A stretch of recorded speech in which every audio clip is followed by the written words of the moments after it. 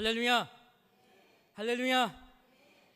영혼의 회복과 치유가 있는 기쁨과 감사의 교회 주일 예배에 오신 예배자 모든 분들을 주님의 이름으로 환영합니다. 지난 주일 우리는 의심의 커튼에 대해 나누었습니다. 삶의 고난이 쌓이고 기도했지만 응답이 보이지 않을 때, 신앙생활은 하고 있지만 단단했던 믿음이 점차 흔들림으로 우리 마음에 조금씩 조용히 처지기 시작하는 의심의 커튼 말입니다. 그리고 우리는 그 의심의 커튼을 태우는 단 한 가지의 방법을 함께 확인했습니다. 점점 두꺼워지는 나의 의심을 불신앙으로 바꾸는 것이 아니라 그 의심의 마음을 예수님께 가지고 나아가는 것 말입니다.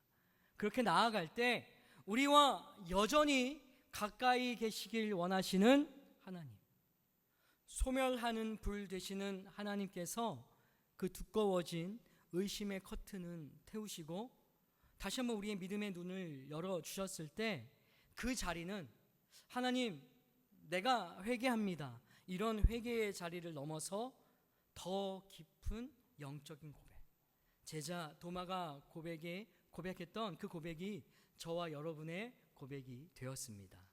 그렇게 이 고백으로 지난 한 주를 살아내셨으리라 믿습니다. 그런데 이런 상황에 계신 분들이 있지 않으셨습니까? 의심의 커튼이라도 내가 들고 예수님께 가고 싶은데 그 마음조차 지쳐버리신 분들 말입니다.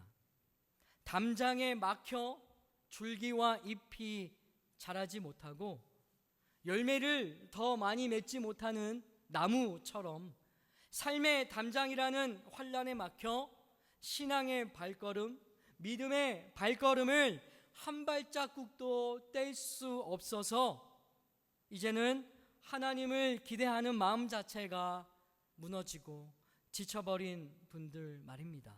네, 오늘 이 예배 자리에 그런 마음을 가지고 오신 예배자분들이 계시다면 오늘 이곳에 참 잘 오셨습니다. 왜 그럴까요? 마태복음 15장 32절을 함께 읽습니다. 예수께서 제자들을 불러 이르시되 내가 무리를 불쌍히 여기노라. 그들이 나와 함께 있은지 이미 사흘임에 먹을 것이 없도다. 길에서 기진할까 하여 굶겨 보내지 못하겠노라. 아멘. 여러분, 예수님께서는 자신과 함께 있었던 백성들의 무엇을 보셨습니까? 단순히 사람들이 배고프다는 사실만 보신 것이 아닙니다. 그들이 집으로 돌아가는 길에 기진해서 쓰러질 그 사람들의 상태까지 먼저 보셨습니다. 그들은 아직 쓰러지지 않았습니다. 그런데 예수님께서는 이미 백성들의 연약함을 보고 계셨습니다. 여러분, 오늘 이 예배 자리도 같습니다. 예수님께서는 저와 여러분의 믿음이 지친 것 알고 계십니다. 기도가 점차 메말라가는 것 알고 계십니다. 기다림에 지쳐 낙심하는 것 알고 계십니다. 우리가 삶에서 기진맥진하고 있다는 것을 알고 계신다는 것입니다. 그런데 중요한 것은 아는 것에만 끝내지 않으신다는 것이죠. 우리를 향해 말씀하십니다. 내가 너를 불쌍히 여긴다. 무슨 뜻일까요? 여러분, 불쌍히라는 단어는 사람을 낮춰보거나 자존심을 상하게 하는 표현이 아닙니다. 우리를 불쌍히 보신다는 뜻은 쓰러질 우리를 먼저 붙들려는 사랑의 마음입니다. 그리고 그 사랑은 예수님의 삶 전체에서 나타났습니다. 양을 치는 목자는 길 잃은 양이 돌아오기만을 기다리지 않죠. 먼저 찾아갑니다. 예수님께서도 지치고 방황하는 영혼을 향해 항상 먼저 찾아오셨다는 것을 잊지 마시길 바랍니다. 그리고 굶주린 자는 먹이시고 병든 자는 고치시고 잃어버렸던 자는 찾아가셨을 뿐만 아니라 결국에는 십자가에서까지 우리 대신 자신을 내어주셨습니다. 그래서 오늘 기진한 모습으로, 지쳐있는 모습으로 이 자리에 오셔도 괜찮다는 것입니다. 예수님께서 그분들을 붙드시고 다시 일으켜 세우시려는 이 사랑의 마음이 지금 이곳 가운데 가득히 넘치기 때문입니다. 어떤 모습으로 말일까요? 이곳에 도착해서 나누는 환영의 인사로, 함께 부르는 찬양으로, 선포되는 말씀으로, 그리고 말씀 이후에 우리가 함께 나누는 교제의 모습으로 말입니다. 네, 예수님의 사랑의 마음이 담긴 그 모습이 지금 우리가 함께 드리고 있는 기쁨과 감사의 교회 주일 예배임을 믿습니다. 여러분, 그런데 여기서 한 가지 질문이 생기는 것이죠. 왜 예수님께서는 무리가, 백성들이 길에서 기진하는 것까지 염려하셨을까요? 단지 오늘 하루 배를 채워주시기 위함이었을까요? 아닙니다. 예수님께서는 사람들의 육신만이 아니라 그들의 영혼까지 기진하는 것을 알고 계셨기 때문입니다. 여러분, 배가 고프면 다시 먹으면 됩니다. 그러나 영혼이 기진하면 하나님을 바라보지 못하게 됩니다. 기도하지 못하게 됩니다. 말씀이 들리지 않게 됩니다. 예배하는 자리에서 마음이 멀어지기 시작합니다. 네, 결국 영적으로 잠들게 되는 것입니다. 그래서 예수님께서는 말씀 이후 오병이어의 기적으로 굶주린 무리를 먹이시는 것으로 끝내지 않으셨던 것입니다. 단순히 그들의 배를 채우시는 것으로 끝내지 않으시고 그 오병이어의 기적을 통해 자신이 누구신지를 드러내셨습니다. 요한복음 6장 35절 함께 읽습니다. 예수께서 이르시되 나는 생명의 떡이니 내게 오는 자는 결코 줄이지 아니할 터이요 나를 믿는 자는 영원히 목마르지 아니하리라. 아멘. 여러분, 예수님께서는 우리가 다시 기운을 차릴 수 있도록 떡을 주시는 분이 아니라 저와 여러분에게 생명의 떡 그 자체가 되셨습니다. 그렇기 때문에 예수님을 통해 우리가 얻는 것은 음식을 먹어서 배가 부르고 다시 또 배가 고파지는 것처럼 잠시 있다가 사라질 위로나 감동이 아닙니다. 생명의 떡이 되신 예수님께서는 지친 우리의 영혼을 살리시고 다시 하나님을 바라본 힘 자체가 되는 분이심을 잊지 마시길 바랍니다. 그렇다면 이런 질문이 생기죠. 예수님께서 왜 이렇게까지 우리에게 찾아오시고 우리를 먹이시고 우리를 채워주시는 것일까?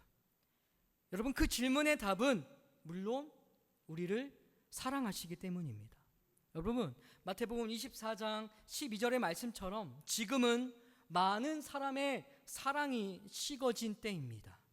네, 사람의 사랑, 세상의 사랑은 식어가고 있습니다. 그런데 변하지 않는 것이 무엇입니까? 저와 여러분을 향한 예수님의 사랑은 식지 않습니다. 끝나지 않습니다. 요한복음 13장 1절을 함께 읽습니다. 세상에 있는 자기 사람들을 사랑하시되 끝까지 사랑하시니라. 아멘. 예수님께서는 십자가에 죽기 전까지도 자기 사람들을 끝까지 사랑하셨습니다. 그런데 우리가 잊어서는 안 될 중요한 사실이 있습니다.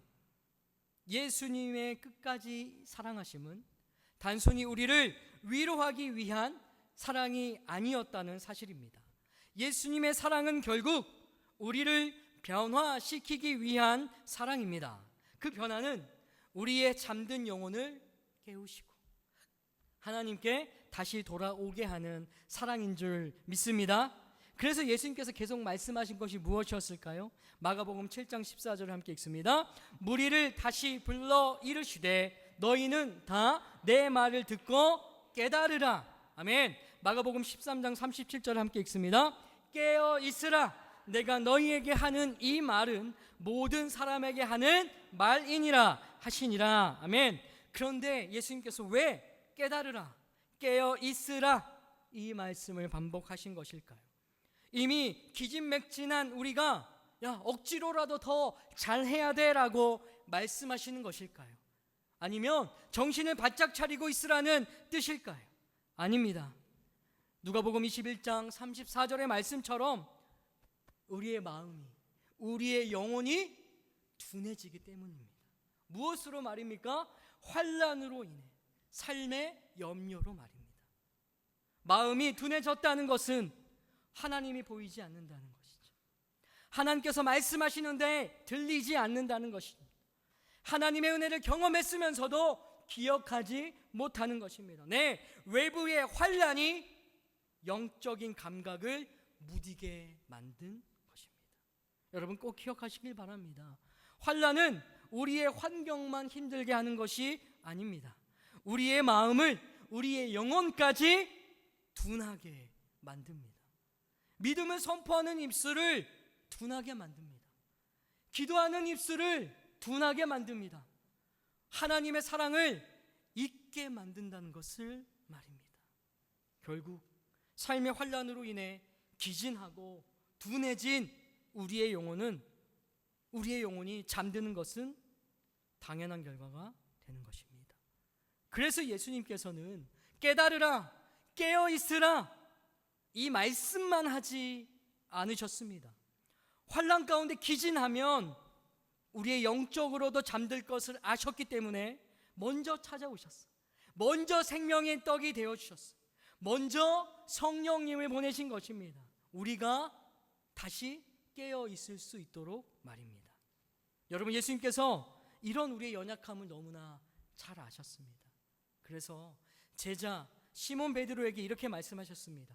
누가복음 22장 31절 함께 읽습니다. 시몬아, 시몬아, 보라, 사탄이 너희를 밀가부르듯 하려고 요구하였으나. 아멘. 무슨 뜻입니까? 사탄이 베드로와 제자들을 거칠게 흔들어 믿음을 무너뜨리려 한다는 뜻입니다. 제자로서의 삶에 심한 시험과 흔들림이 있을 것을 말씀하신 것입니다. 네, 사탄의 목적은 환난으로 우리의 믿음을 흔들어서 우리를 둔하게 만들고 하나님의 말씀을 기억하지 못하게 만들어서 결국 우리의 영혼이 잠들게 하는 것입니다. 그런데 이 모습이 어쩌면 저와 여러분의 모습 아니었습니까? 삶에서 마주하는 환난으로 인해 영혼은 더 이상 깨어날 수 없는 깊은 잠에 빠져서 매일 드리고 매주 드리는 예배를 통해서도 좀처럼 깨어나지 못했던 저와 여러분의 영혼 말입니다. 그런데 신기하죠. 왜 지금 저와 여러분이 다시 이곳에 모여서 하나님의 말씀을 깨달으려 하고 기억하려고 하고 있습니까?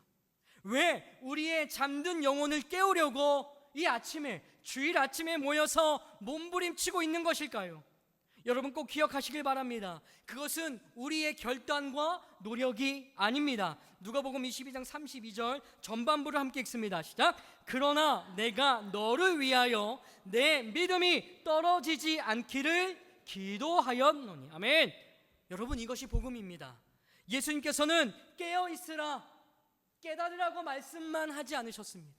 지금 저와 여러분의 믿음이 떨어지지 않도록, 더 깊은 잠에 빠지지 않도록 계속 기도하고 계셨던 것입니다. 그 예수님께서 지금도 저와 여러분을 기도로 붙들고 계신다는 그 사실을 오늘 마음판에 꼭 새기시길 바랍니다. 그런데 여러분, 모든 사람이 이 예수님의 말씀을 받아들인 것이 아닙니다. 요한복음 6장 66절의 말씀입니다. 함께 읽습니다. 그때부터 그의 제자 중에서 많은 사람이 떠나가고 다시 그와 함께 다니지 아니하더라. 아멘. 왜 제자 중에 많은 사람이 떠났을까요? 육신을 배부르게 하는 떡은 먹었지만, 기적은 보았지만 생명의 떡 되시는 예수님은 받아들이지 못했기 때문입니다. 결국 환난과 시험 앞에서 마음이 둔해졌고 하나님의 말씀을 붙들지 못해서 예수님을 떠나게 된 것입니다.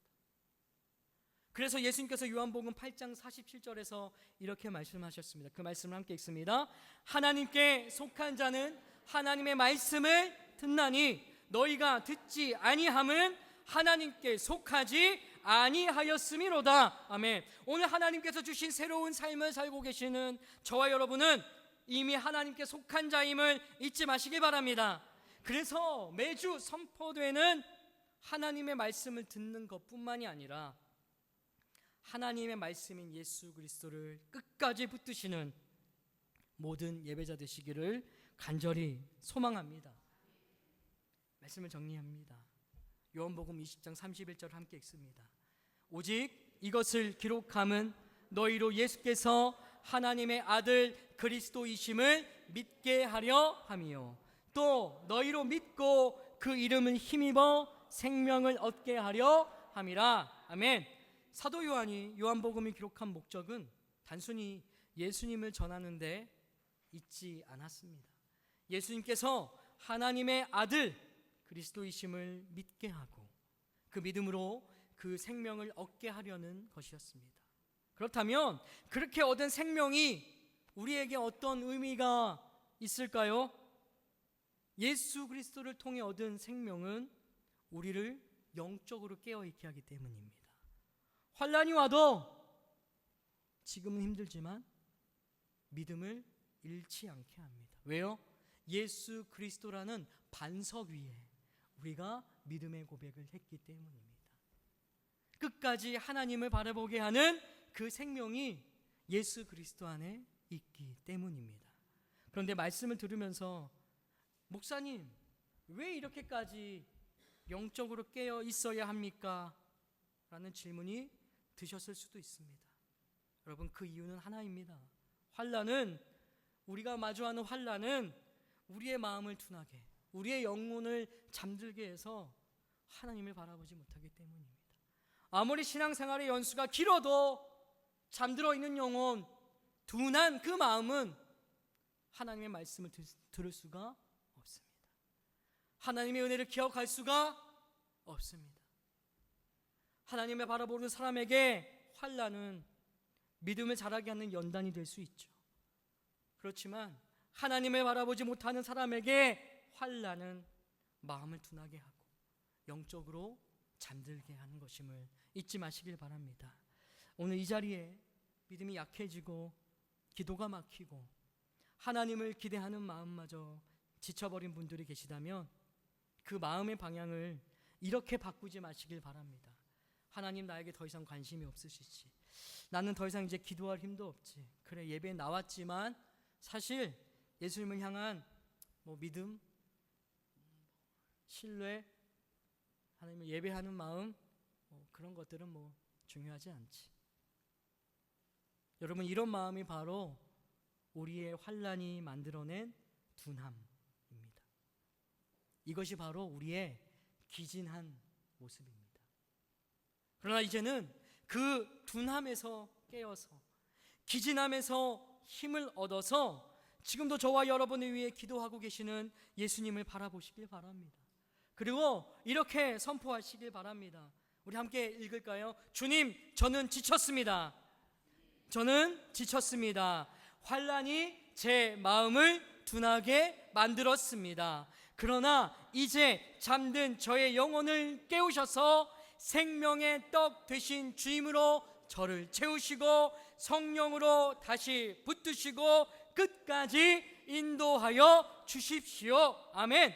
그랬을 때 지금도 우리와 함께 하시길 원하시는 하나님께서 둔해진 우리의 마음을, 기진한 우리의 영혼을 다시 깨우시고 다시 드러내시고 다시 일으켜 세우셔서 생명의 떡 예수 그리스도로 채우시고 더 이상 우리가 믿음에 떨어지지 않도록, 더 이상 우리가 잠들지 않도록, 다시 우리가 마음이 둔해지지 않도록 우리를 끝까지 붙들어 주실 것입니다.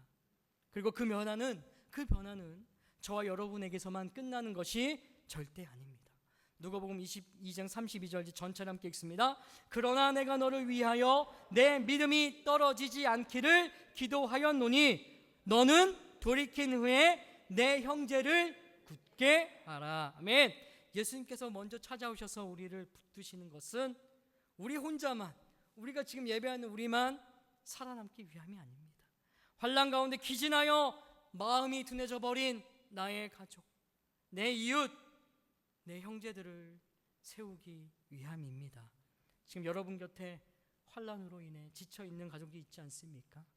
믿음이 흔들리고 있는 이웃이 있지 않습니까? 영적으로 잠들어서 예배의 자리를 떠난 분들이 있지 않습니까? 예수님께서 우리에게 먼저 찾아오셨던 것처럼 이제는 그들에게 먼저 찾아가야 할 줄 믿습니다. 예수님께서 우리에게 생명의 떡이 되어 주셨던 것처럼 이제는 우리가 그들에게 생명의 말씀, 생명의 삶을 전해야 할 줄 믿습니다. 예수님께서 우리를 위해 기도하셨던 것처럼 이제는 우리가 그들을 위해 기도해야 할 줄 믿습니다. 새롭게 시작된 한 주, 내 힘으로 또 버티려 하지 마십시오. 믿음의 주가 되시는 예수 그리스도를 바라보시길 바랍니다. 말씀을 들으시길 바랍니다. 찬양하시길 바랍니다. 기도의 자리를 떠나지 마시길 바랍니다. 그리고 눈에 보이는 현실보다 여러분 각자에게 말씀하신 하나님의 약속, 그 약속을 붙드시길 바랍니다. 신실하신 하나님, 그 하나님께서, 실수가 없으신 그 하나님께서 하나님의 때에 단 한 가지의 옳은 방법으로 이루실 것입니다. 그래서 나를 무너뜨리려는, 내 영혼을 잠들게 하는 환난 앞에서 그 믿음으로 끝까지 깨어서 하나님을 바라보며 살아가는, 그리고 그 하나님을 전하며 살아가시는 기쁨과 감사의 교회 모든 예배자 되시기를 주님의 이름으로 축복합니다. 아멘. 우리 함께 찬양합니다.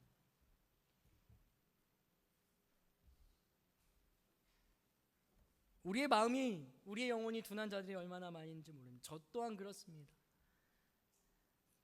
매주 말씀을 전하고 여러분 앞에 서 있지만 누구보다 더 말씀이 둔해지는 게, 영적으로 둔해지는 게 저인 것 같습니다. 그럴 때마다 제가 요즘 계속 생각하는 게 작년에 이맘때의 저의 모습입니다. 계약이 될지 안 될지를 매일 염려했던 그 모습. 매주 생각합니다. 매일 생각합니다. 작년 7월, 작년 6월 내가 뭐하고 있었지? 아침에 일어나서 도서관 갔다가 밥 먹고, 또 도서관 갔다가 밥 먹고, 새벽에 나와서 운동하고, 하나님의 뜻이 언제 이루어질지 가끔씩 교회 여기 건물 한번 왔다 갔다가 그때를 기억합니다. 그런데 하나님께서 작년 7월부터 하나님께서 예배하라고 말씀해 주셨습니다. 저희가 이제 예배를 드린 지 작년 7월부터 시작했습니다. 야외에서요. 그러다가 너무 더워서 우리 장로님 댁으로 옮겨서 예배하는 중에 이렇게 또 하나님께서 계약의 약속을 또 이루셨지만, 그때를 생각하면 마음이 둔해질 수가 없습니다. 영혼이 잠들 수가 없습니다. 왜요? 너무 감사한 때이기 때문입니다. 지금 상황에 저희 앞에가 아무것도 보이지 않지만 하나님께서 이루실 그 약속을 다시 한번 신뢰하며 나아갑니다. 여러분, 하나님의 그 신실하심을 놓치지 마시길 바랍니다. 잊어버리지 마시길 바랍니다. 네.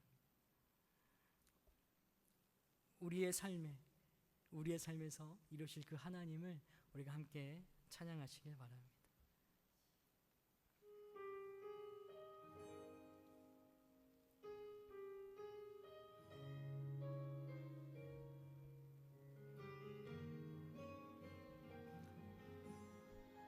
우리의 둔한 마음은 내려놓고 예수 그리스도 앞에 나아갑니다.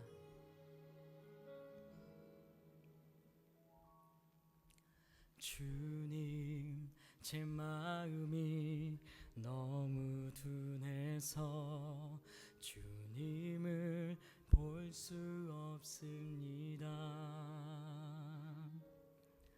이 땅에 속하여 이 땅만 보다가 주님 손을 놓쳤습니다.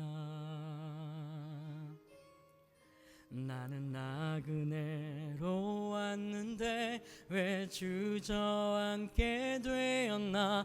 나는 정직인데 언제부터 내 삶의 주인이 되어버렸나.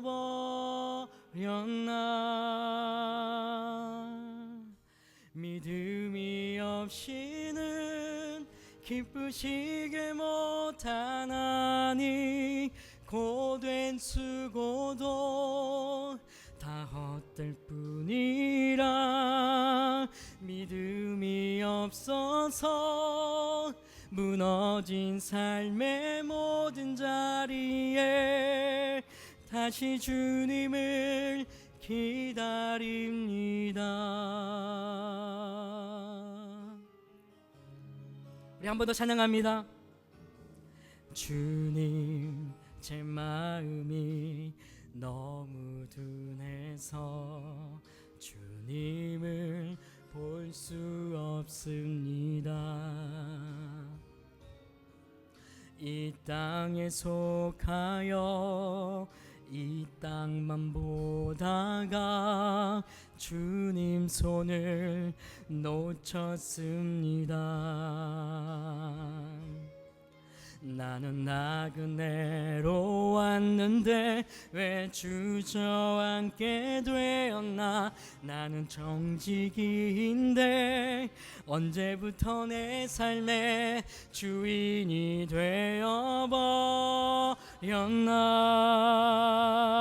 되어버렸나. 믿음이 없이는 기쁘시게 못하나니 고된 수고도 다 헛될 뿐이라.